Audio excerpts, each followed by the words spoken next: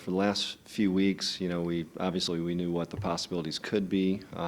You're trying to glean any kind of information you can from people that are decision-making roles for this, and we felt like Albuquerque was shaping up as an option, the New Mexico Bowl, and we're excited about that. I think you're right for the reasons you just stated. It's a drivable destination for most people who live in the state of Colorado. Great opportunity for us to compete early, too, in the bowl season on December 26th. And then you think about all the stakeholder groups. You're really thrilled about that destination just because of our players' families. I think it's an easy place for them to get to, even those that are, out of state of Colorado. The California people, I think. As of last night, how many bowl destinations were still on the table for you guys?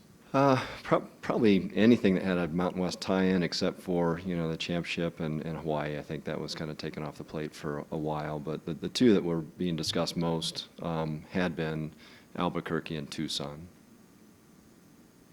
Has this waiting process been anxious for you guys at all? I know that this kind of process has to play itself out. There's not much you can do about it. Yeah, it is just one of those things you have to allow it to evolve. And this last weekend of championship weekend football, you just got to kind of wait till those pieces fall together. Proud of our conference. We've had 6 teams that were bowl eligible at 6 wins or more, and each one of our teams has found a spot, which that can't be said for some of the other Group of 5 schools that had 6-win teams. So I think that's a big plus for the Mountain West Conference.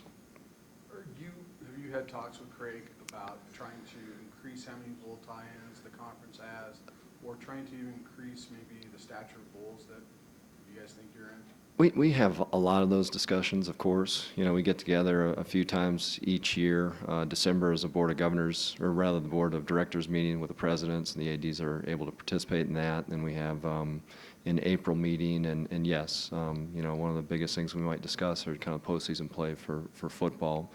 And, we're realists. We know that, there's not always opportunities for us. But that's what was important a couple of years ago. Well, now this will be the 3rd year of the Tucson Bowl.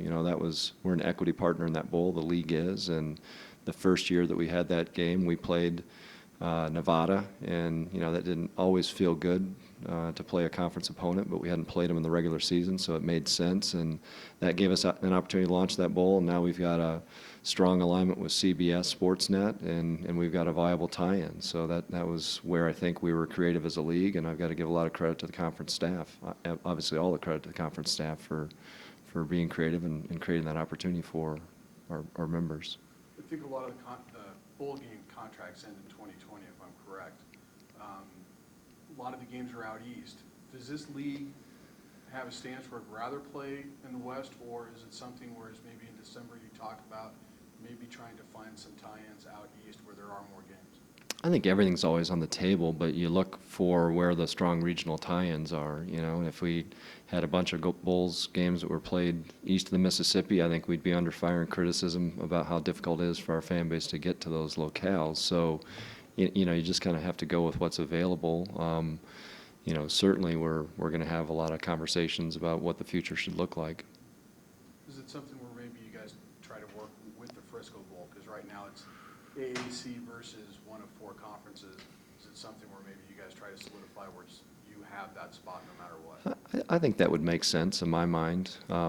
Texas is a great place to go play a bowl game postseason. I've been to a lot of the bowls in that state, and they're fun. And I think Frisco is probably going to do a very nice job with building something there. It's not a football stadium, but I've heard it's a great venue, and that area of northern Dallas has grown significantly, and it's probably a pretty wonderful place to take a fan base. Now that you've had kind of a break from the regular season here for a while, do you sit down with Coach Bobo and assess the season and kind of talk about just, I don't know, just sort of reflect on what's happened, or do you wait till after the bowl game to do some of that? We've started some conversations already.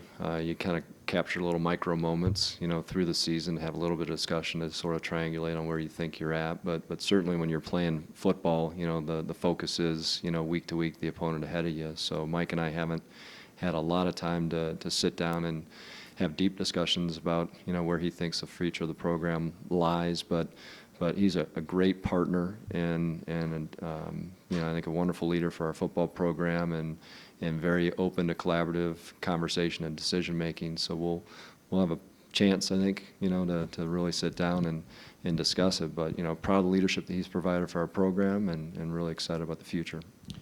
Joe, how important was it for the conference to be able to secure that spot in the Armed Forces Bowl? Because otherwise, the domino effect, you have a 6-6 team in this conference that probably does get left out.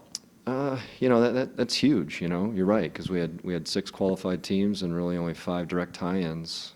So that was a big opportunity for the conference, and I think a great opportunity for San Diego State, you know, at a 10-2 record to be able to go play Army. I think that's a nice opportunity to put the spotlight on our conference and wish them well and hope for a victory.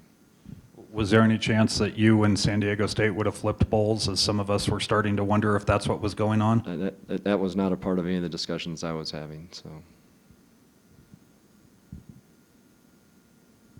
Could you reiterate your reaction to getting this bowl? Yeah, you know, for us to be able to play now 5 consecutive years in postseason play, that's significant for any program.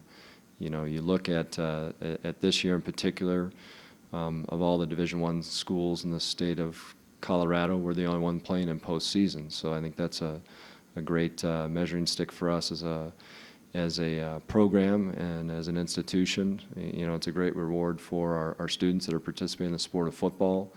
You know, it's wonderful for our fan base, and we appreciate the fact that we get to have this opportunity. You know, there's a lot of schools around the country that would like to be in postseason play, and not everyone can be, and we're fortunate to have gotten 7 wins to make it possible. In New Mexico, is that a better bowl than what you've been in the past? You know, it's one of our, obviously it's one of the Mountain West tie-ins. You know, it's if you're not in Las Vegas, you know, I think it's a good destination, particularly for our fans to be able to drive there. I've gotten a lot of text messages from people that are planning to do just that. You know, so I think it's a great opportunity, really wonderful opportunity for us. And what do you think of Marshall? I don't know much about Marshall, but I don't know that I can officially talk about Marshall yet. So I haven't. Paul, have we heard anything? Haven't heard anything yet. New Mexico hasn't tweeted anything. Okay. Yeah, I know they've won. Checking. They're 7-5, and I know their defensive coordinator is a Michigan man. That's about as much as I know.